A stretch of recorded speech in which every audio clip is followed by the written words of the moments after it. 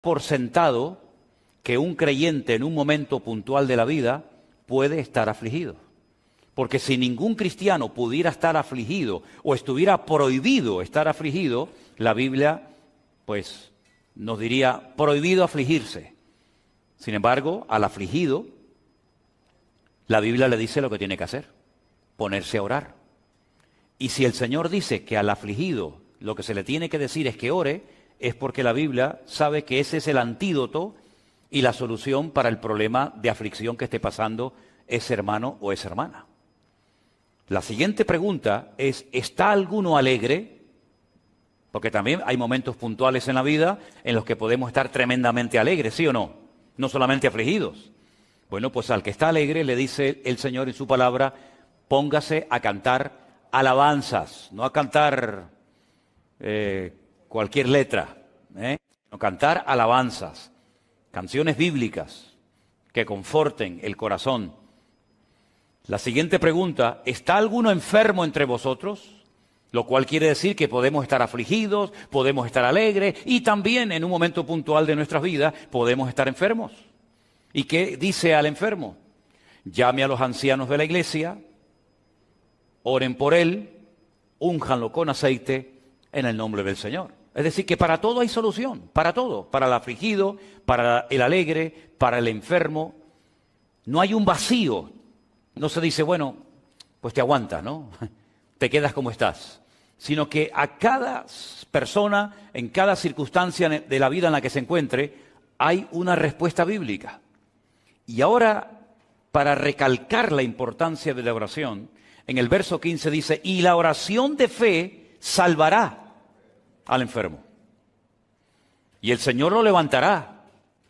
Y si hubiere cometido pecados, le serán perdonados. Ahora, en el mundo del judaísmo, no solamente en la época del Señor Jesucristo, sino hoy en día, ellos creen totalmente convencidos que toda persona que está pasando por una aflicción o por una enfermedad es porque ha cometido algún pecado. No siempre es así. No siempre es así. No empiecen algunos a decir, bueno, entonces si estoy enfermo es que he pecado. Y si estoy en un momento de aflicción es porque he pecado. A veces sí, pero otras veces no. ¿Qué pecado había cometido Job? Si alguien en esta vida fue afligido, sin lugar a dudas fue Job. Y los amigos que vinieron teóricamente, supuestamente a consolarlo, no daban crédito y decían, ¿cómo es posible que si tú eres tan justo y eres tan bueno, cómo es posible que estés enfermo? ¿Y cómo es posible que se hayan muerto todos tus hijos? ¿Y cómo es posible que tu esposa se haya puesto en tu contra? ¿Y cómo es posible que te hayas arruinado? Y no daban crédito y siempre decían, bueno, a lo mejor no eres tan bueno como aparentabas o como decías ser. A lo mejor hay algo oculto que nadie sabe, pero que Dios sí, y entonces te estás castigando por eso. Porque, repito, dentro de la cultura del judaísmo, siempre se asocia enfermedad y aflicción con pecado. Pero creo que he sido lo suficientemente claro y he hablado del hombre que más aflicciones pasó en esta vida y no fue porque cometió un pecado que estaba oculto y que solamente Dios conocía. Y si no te vale el ejemplo de Job, pues te voy a hablar de Cristo. El Señor Jesucristo dijo, mi alma hoy está triste hasta la muerte. Y pidió que 3 de sus discípulos lo acompañaran al huerto de Getsemaní a orar con él. ¿Vas a caer en la tentación de creer que Jesús estaba esa noche triste porque había cometido un pecado? Cuando dice la Biblia que él nunca pecó, jamás pecó el Señor, pero sin embargo pasó por aflicciones, como dice la carta a los Hebreos, y aunque era el Hijo de Dios, por lo que padeció, aprendió obediencia. Por lo tanto, no siempre cualquier aflicción que un creyente pueda estar pasando o una enfermedad es sinónimo de que está en pecado, en desorden, y entonces esa es la consecuencia directa de su pecado o de su desorden. No siempre. Pero claro, Santiago es un judío. Santiago, quieras que no, le pesa, digamos, la cultura, le pesa el sentir de la gente. Fíjate hasta qué punto los judíos asociaban el pecado con la enfermedad, o la enfermedad con el pecado, que una vez el Señor Jesucristo, dice la Biblia, que estaba en una casa abarrotada de gente, la gente no podía entrar a causa de la multitud, pero fuera había un enfermo, ¿se acuerdan? Dice la Biblia que 4 de sus amigos suben al techo, lo abren y bajan, ¿no? Descienden al paralítico. ¿Y qué es lo primero que le dijo el Señor? Pues lo que esperaba la gente. Si este está paralítico es porque ha tenido que cometer un pecado terrible. Entonces el Señor, ¿qué es lo primero que hace para que se queden tranquilos? Hijo, tus pecados te son perdonados. Y después lo sanó, no al revés. No lo sanó y después le perdonó los pecados. Y lo arregla por dentro, le limpia su alma, sus pecados, y a continuación lo sana. Como para cumplir un poco con la norma de la época. Ahora Santiago, que está hablando de la enfermedad, de la aflicción y de ciertos y determinados problemas o circunstancias que podemos pasar por la vida, él está hablando pues con la cultura a la cual pertenece. Él dice que si alguno está enfermo y se ora por él, el Señor lo sana y le perdonará sus pecados. ¿Te das cuenta cómo asocia otra vez, sin querer o queriendo, los pecados con la enfermedad?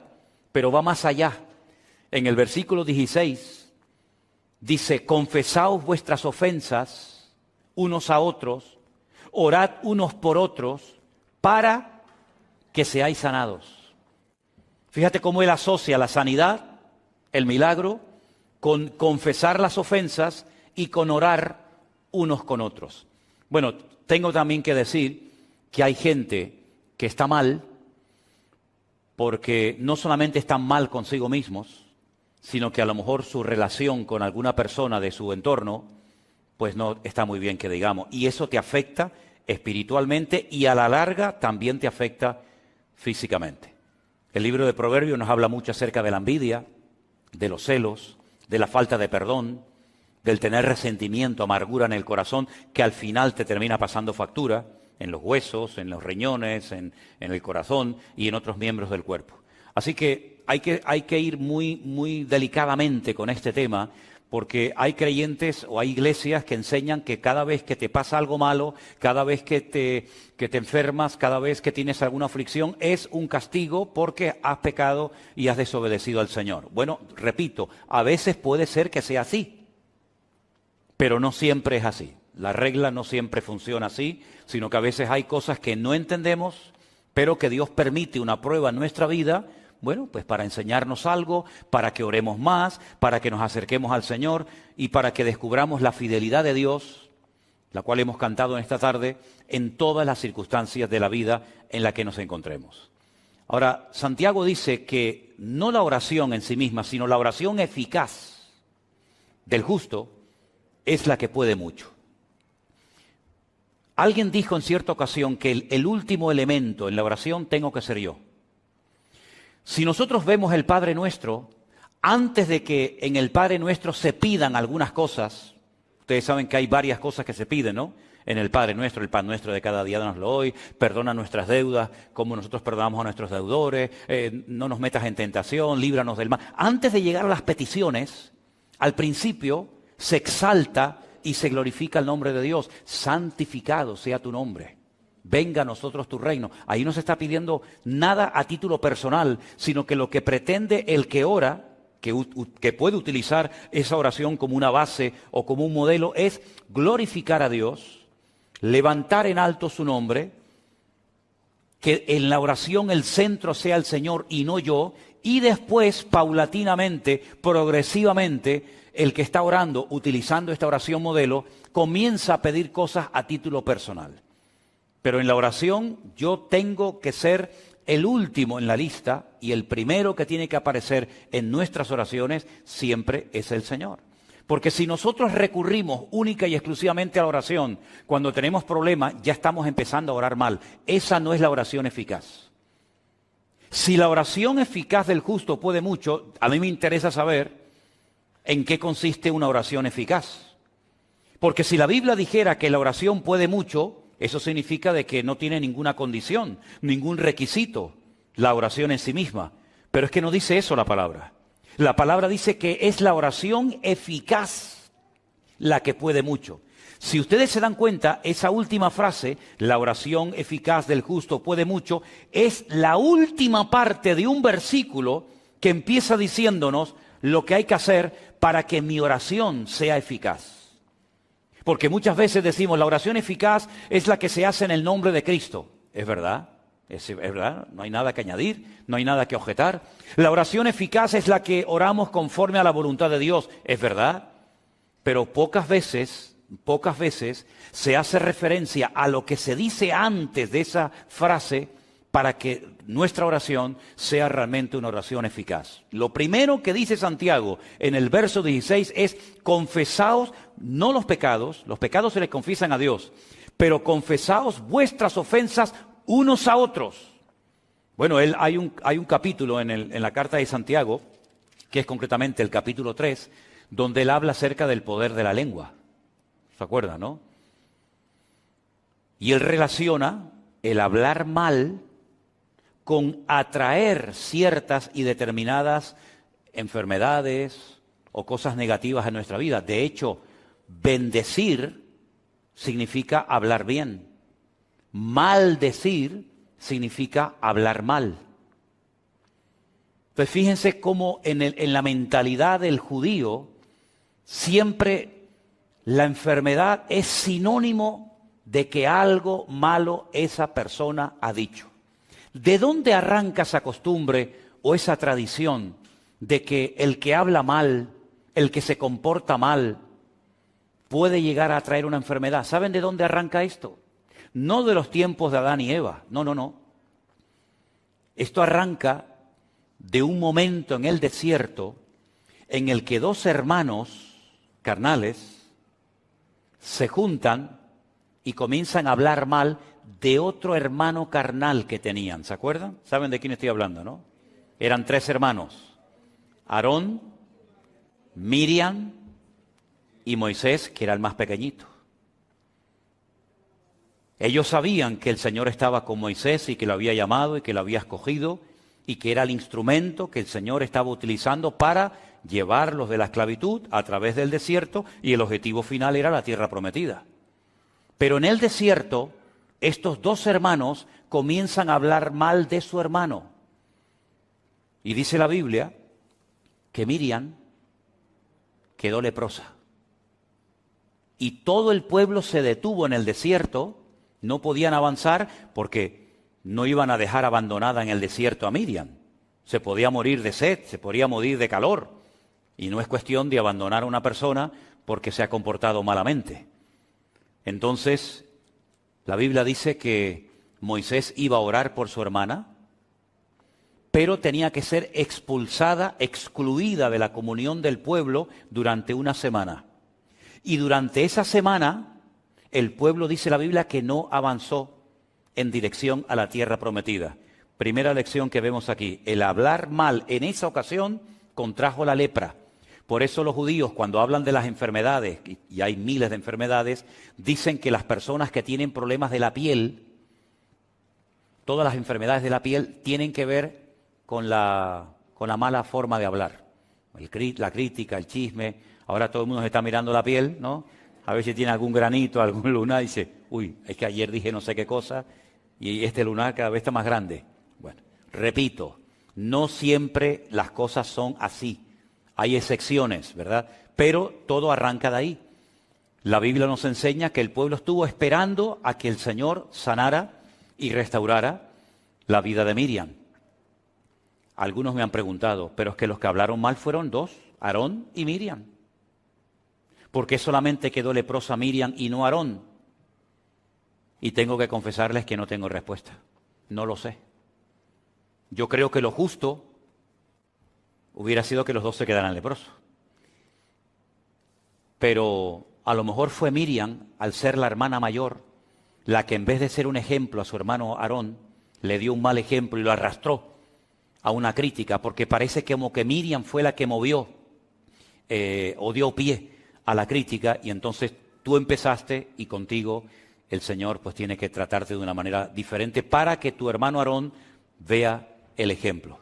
Ahora es curioso notar, en hebreo hay una expresión que se dice midá keneged midá, que significa literalmente medida por medida. Una de las cosas que se enseña y se dice constantemente en el pueblo de Israel es esta expresión, medida por medida, midá keneged midá. Y es como lo que nosotros decimos, lo que siembras es lo que cosechas, más o menos así. ¿Quién fue la persona que estuvo esperando qué iba a pasar con el destino, con la vida de Moisés? Cuando llegan y lo ponen en el río Nilo, en aquellas cestitas, ¿se acuerdan? Pues bueno, en principio la idea era que se salvara, pero podía morir en cualquier momento. ¿Quién estuvo esperando allí tranquilamente, viendo, observando lo que le pasaría a su hermanito? ¿Quién estuvo viendo allí? Miriam. Estuvo esperando y no se fue hasta que la hija del faraón llegó y dice, ¡ay, qué niño tan hermoso! Dice, qué niño hermoso, cogió y se lo llevó y lo adoptó como si fuera un hijo suyo. Bueno, pues así como ella estuvo esperando por su hermano Moisés, ahora es Moisés el que está esperando por su hermana Miriam, que lo ha criticado, pero que él va a orar por ella, el Señor la va a sanar, va a ser restaurada, unida otra vez al pueblo, y el pueblo va a seguir avanzando hacia su destino final, que era la tierra prometida. Qué hermoso, ¿verdad, hermanos? Ahora, fijaros cómo tan arraigado estaba el tema de la enfermedad con el pecado, que un día los discípulos de Cristo iban caminando por la calle y encontraron a un hombre que era ciego de nacimiento, porque había gente que habían tenido buena vista, pero que habían perdido la vista. Por eso hay algunas personas que no le piden al Señor ver por primera vez, sino recuperar la vista que habían perdido, como por ejemplo el patriarca Isaac. Isaac no siempre fue ciego. Isaac fue ciego cuando ya era viejito, cuando era mayor, pero él vio perfectamente durante mucho tiempo. Pero cuando ven a este hombre ciego de nacimiento, le dicen al Señor, Señor, ¿quién pecó? ¿Este o su padre para que este hombre haya nacido con esta terrible enfermedad de la ceguera desde su más tierna infancia? Y el Señor le dice, es que no van por ahí los tiros, queridos. Este hombre no es ciego, este hombre no está enfermo porque su padre cometió un pecado y ahora el hijo está llevando el pecado del padre. Ni siquiera él ha cometido un pecado para que tenga este castigo. No. ¿Saben por qué este hombre ha nacido así? Y claro, ellos no tienen respuesta, porque ellos asociaban enfermedad con pecado, pecado con enfermedad. Pero cuando el Señor le dicen, ¿sabéis por qué este hombre ha nacido ciego? Ellos no tienen respuesta, porque nadie enseñaba eso. Dice, este hombre ha nacido así para que la gloria de Dios se manifieste en él. Y se den cuenta ustedes que esos argumentos que ustedes tienen no siempre son acertados, no siempre son correctos, sino que aquí hay una excepción, ¿verdad? Y esta excepción es que yo estoy aquí para ser glorificado en la vida de este hombre. Pero Santiago, como es judío, él dice, para que una oración sea eficaz, lo primero que tiene que haber es que se arreglen las relaciones interpersonales entre los hermanos. Es decir, que se confiesen las ofensas, que se arreglen los hermanos, y entonces una vez que ya se han confesado, que ya se han puesto en orden otra vez, orar el uno por el otro, y entonces viene la sanidad. Fíjate qué curioso cómo a veces en nuestra vida, sin darnos cuenta, la cultura, la educación que hemos recibido, el trasfondo religioso del que venimos, el país del que venimos, etcétera, etcétera, cómo en un momento determinado en nuestra forma de orar, en nuestra forma de predicar, en nuestra forma de vivir la vida, puede en un momento determinado ejercer una influencia tan grande que Santiago dice, sí, la oración eficaz del justo puede mucho, pero un momento, primero hay que pedir perdón, luego hay que orar. Tenemos que llevarnos bien entre nosotros y luego la oración es eficaz, pero antes no. Bueno, yo creo, sinceramente, con todo mi corazón, que la oración, por supuesto, es el antídoto y la respuesta divina, la respuesta celestial para muchos males de la vida, pero creo que también, y pocas veces, o yo personalmente nunca he escuchado a nadie, que diga que la oración es una escuela. La oración es una escuela y quiero explicarme. ¿Por qué oramos nosotros? ¿Por qué oramos? Porque cuando generalmente oramos por algo, es porque ese algo, por nosotros mismos, no lo podemos conseguir, ¿sí o no? Si yo, por ejemplo, tuviera que pintar la pared de la iglesia y yo puedo por mí mismo pintar la pared de la iglesia, pues yo vengo, cojo el rodillo y pinto. Si yo puedo salir a la calle y hacer cualquier cosa por mí mismo, instintivamente lo vamos a hacer. Pero la oración me enseña a depender de Dios. Porque hay cosas, como cristiano, por mucho conocimiento bíblico que usted pueda tener, por muchos años que lleve en la iglesia, por mucho tiempo que lleves en el ministerio predicando la palabra, hay un momento en el que tú dices, yo me siento incapaz, totalmente impotente de solucionar este problema. Por ejemplo, hace poco prediqué de Jairo. ¿Se acuerdan de Jairo, el principal de la sinagoga de Jericó? Ese hombre sabía la Biblia de memoria.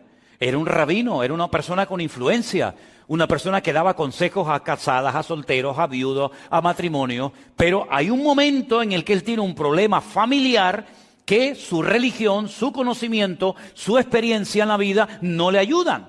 ¿Y a quién tiene que ir? A buscar ayuda al maestro. Si él pudiera en ese momento haber solucionado el problema con la niña que estaba enferma, que después sabemos que murió, nunca hubiera recurrido al Señor.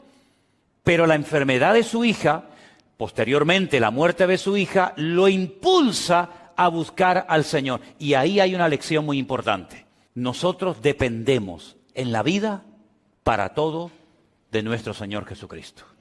El único que no necesita de nada ni de nadie es nuestro Dios. Pero nosotros muchas veces a lo largo de nuestra vida vamos a tener que orar, no solamente para dar gracias, sino para pedir misericordia, para pedir sanidad, para pedir sabiduría y tantas cosas que no vamos a poder obtener por nosotros mismos. Esa es la primera lección de la escuela, del taller de la oración, la dependencia que tenemos del Señor. Segunda lección, ¿por qué oramos? Porque sabemos que Dios nos oye, ¿sí o no? Si nosotros supiéramos que Dios no nos va a oír, seguramente no oraríamos, ¿sí o no? ¿Sí o no? Pero dice la Biblia, esta es la confianza que tenemos en Él, que si pedimos alguna cosa conforme a su voluntad, sabemos que Él nos oye. Y si sabemos que Él nos oye, tenemos las peticiones que le hayamos hecho. Segunda lección, nuestro Dios nos oye porque no es un Dios sordo.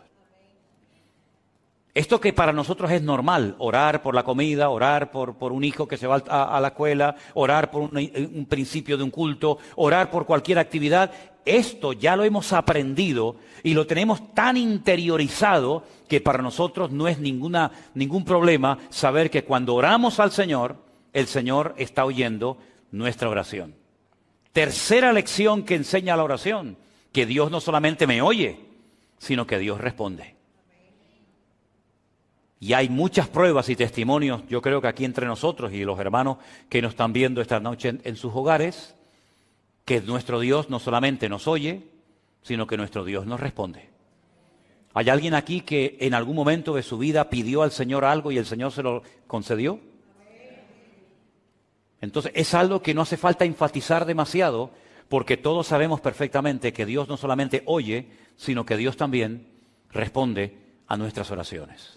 Entonces todo esto que les acabo de decir, el confesar los pecados, el no tener nada con ningún hermano o hermana, el orar los unos por los otros, todo esto son los ingredientes que me permiten a mí después ir a orar y saber que esa oración Dios la oye, Dios la responde y es una oración eficaz, es una oración efectiva. No es una oración que es una pérdida de tiempo, sino es una oración que obtiene los resultados por los cuales se hizo tal oración. ¿Se dan cuenta?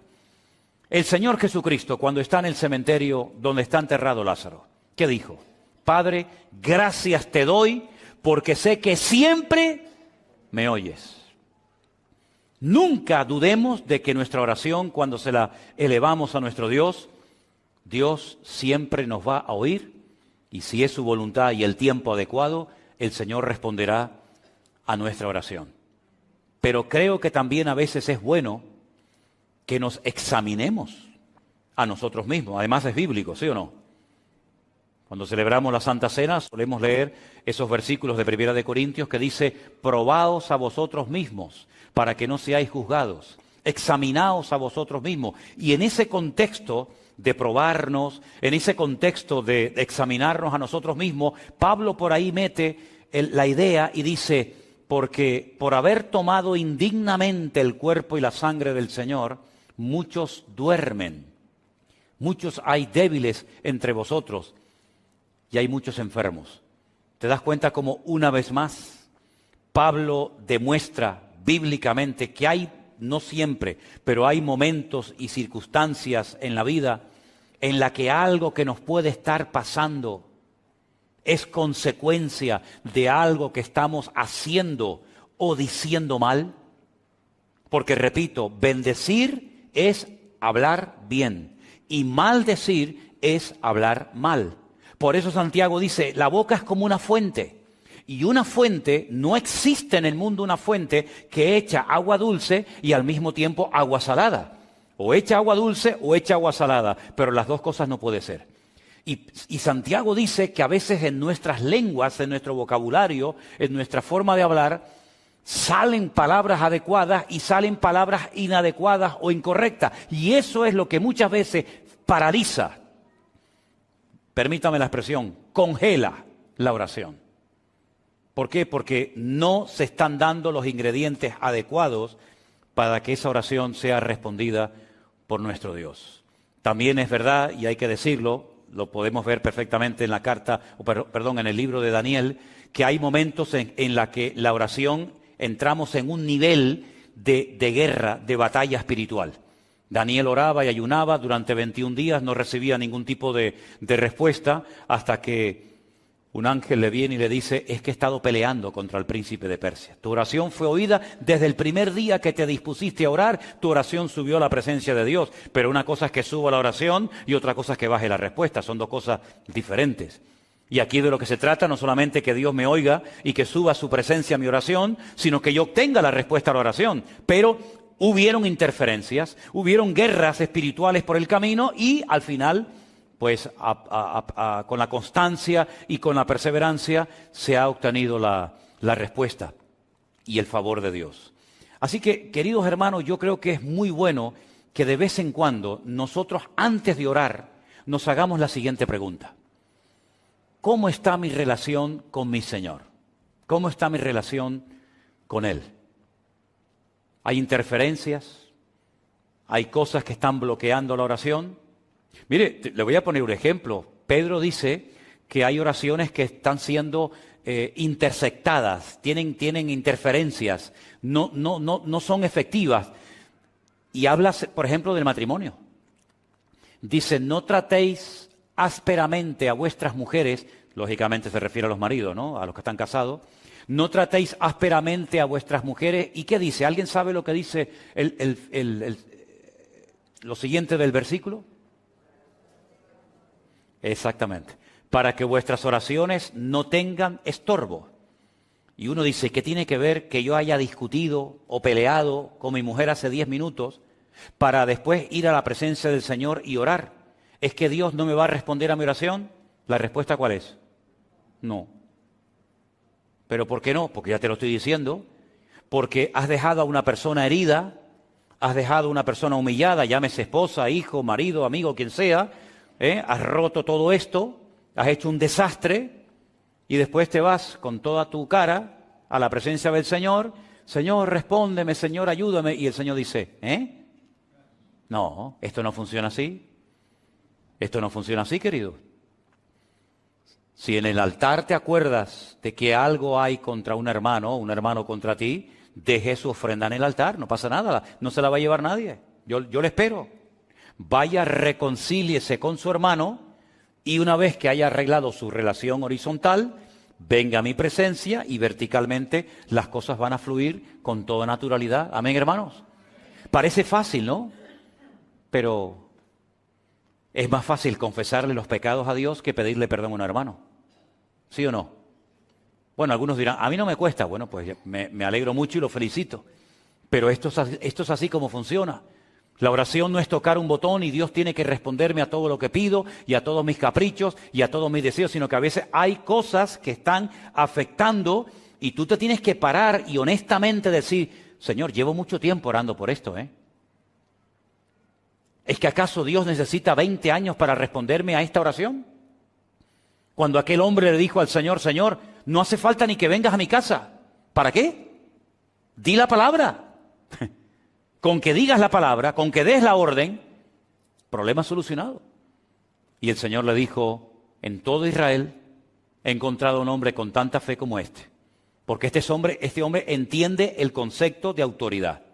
Y él lo que sabe es que si yo doy la orden, automáticamente su criado será sanado. Entonces mi pregunta es, ¿y si yo le estoy pidiendo al Señor por algo y el Señor no da la orden y pasa un tiempo y otro tiempo y sigo y no hay respuesta? Yo creo que deberíamos de pararnos como cristianos mínimamente maduros que somos y preguntarnos, Señor, ¿hay alguna interferencia? ¿Hay algo que a lo mejor esté haciendo mal? ¿Algo que no me acuerdo y que está impidiendo que me llegue la respuesta a esta petición que llevo tanto tiempo haciéndote? Y si somos honestos, a lo mejor el Señor nos dice,